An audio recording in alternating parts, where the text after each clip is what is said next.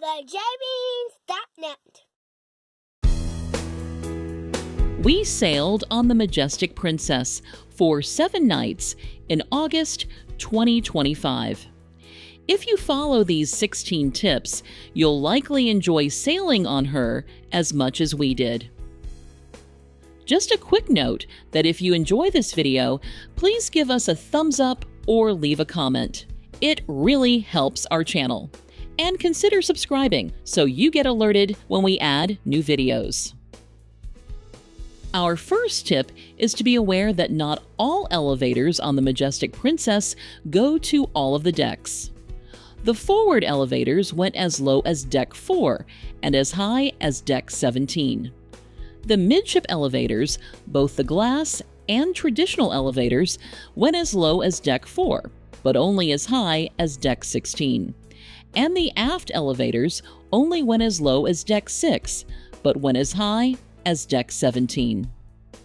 Speaking of the elevators, our next tip is to head to the aft elevator area on Deck 7 if you're trying to access the Allegro dining room on Deck 6.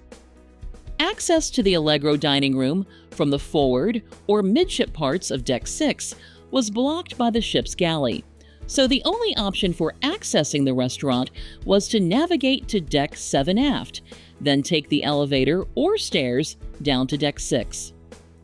Our third tip is to take note of the layout of the World Fresh Marketplace buffet on Deck 16 aft. During our cruise on the Majestic Princess, we noticed that the buffet was divided into 4 main sections: the bistro, the bakery, and 2 additional areas located toward the back of the buffet. Each section featured different food selections with very little overlap between them. Speaking of the buffet, our next tip is to pay attention to the helpful signage located throughout. First, there were signs for passengers with dietary needs, highlighting options such as vegan, gluten-free, and sugar-free. Second, the food placards noted when items contained common allergens, such as eggs, milk, and more. Finally, the buffet featured different dinner themes each night, including grill night, Indian, Italian, Asian, Mexican, and more, with multiple themes sometimes offered at the same time in different sections. Our fifth tip is for my fellow coffee lovers. There were 3 venues on the Majestic Princess that served specialty coffee during our cruise.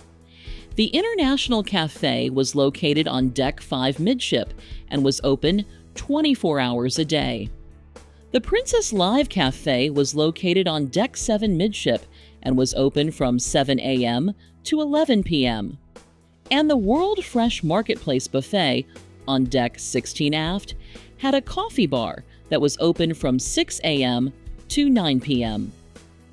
Our next tip is to walk up to Deck 5 and use the forward elevators if the midship elevators are busy when you return from port.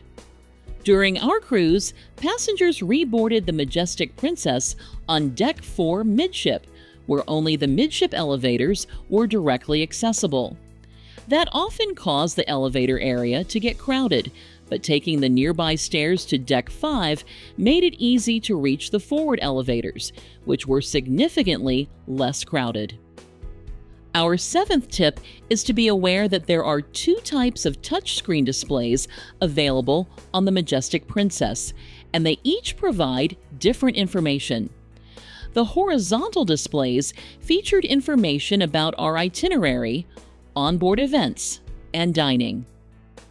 The vertical displays featured deck plans, turn-by-turn navigation, and other helpful directional information. The screens were often located close to one another, so make sure you're using the correct display for the information you want. Our next tip is to use a few simple tricks to help find your way around the ship. If you're ever unsure which way is forward or aft, check any of the deck signs located throughout the Majestic Princess. Each one shows the ship pointing in the correct direction with clear labels and directional arrows noting forward and aft. And use a few kid-friendly four-letter words to remember where your stateroom is located. Port, left, and even all have 4 letters. And the even-numbered staterooms are located on the port side or left side of the ship. Our 9th tip is to take advantage of the complimentary amenities in the fitness center on Deck 17 aft of the Majestic Princess. During our cruise, the facility offered a wide range of cardio machines, weight equipment, and more. The fitness center also had large showers, clean towels, and a water bottle refill station available. Most of the fitness equipment faced large windows, providing great views while working out. Our next tip is to arrive early for afternoon tea in the Concerto Dining Room on Deck 6 Midship. During our cruise, afternoon tea was offered on days at sea from 3 to 3:45 p.m. We arrived a bit after the tea started, and the line was already wrapped completely around the atrium. It took about 40 minutes for us to get seated, but thankfully the crew continued the service. We even saw passengers still being served almost 30 minutes after the scheduled end time. Our 11th tip is to take note of the self-service laundry facilities located on all of the passenger decks from Deck 8 to Deck 15 on the Majestic Princess.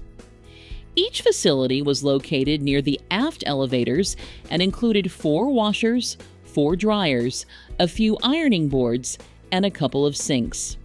Most were single rooms with entrances on both sides of the ship, but the facilities on Decks 11 and 15 were split, with 2 washers and 2 dryers on each side.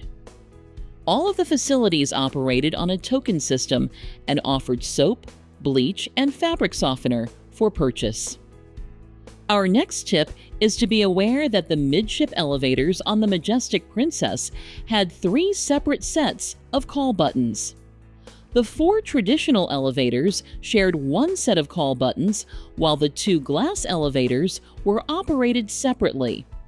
Each glass elevator, one on the port side and one on the starboard side, had its own dedicated call buttons. Our 13th tip is to be aware that there's a special accessible elevator near the back of the Majestic Princess that provides access to the sports deck on Deck 18. During our cruise, we discovered that it was the only elevator that reached the sports deck area. Our next tip is to take advantage of a few small conveniences we noticed during our cruise on the Majestic Princess. The seating located in the Princess Live venue on Deck 7 Midship was quite tight, but a few seats on the ends of the rows had adjustable armrests that could be moved for extra space. And if you just need a napkin while grabbing a snack on Deck 16, grab one from the Salty Dog Cafe or Alfredo's Slice. Both venues had napkins available without a full set of utensils inside. Our 15th tip is to look for a few quiet activities on Deck 5. During our cruise, the Majestic Princess had daily puzzle challenges available, such as Sudoku and matching games.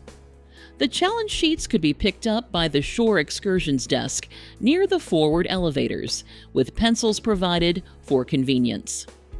We also found a book exchange that was occasionally available in the Symphony Dining Room from 9 a.m. to 1 p.m. The exchange was a nice alternative since the ship didn't have a dedicated library. Our 16th and final tip is to take advantage of the outdoor seating areas on Deck 7 of the Majestic Princess. During our cruise, a few spots along the deck had chairs set up for passengers to enjoy a quiet and relaxing view of the ocean.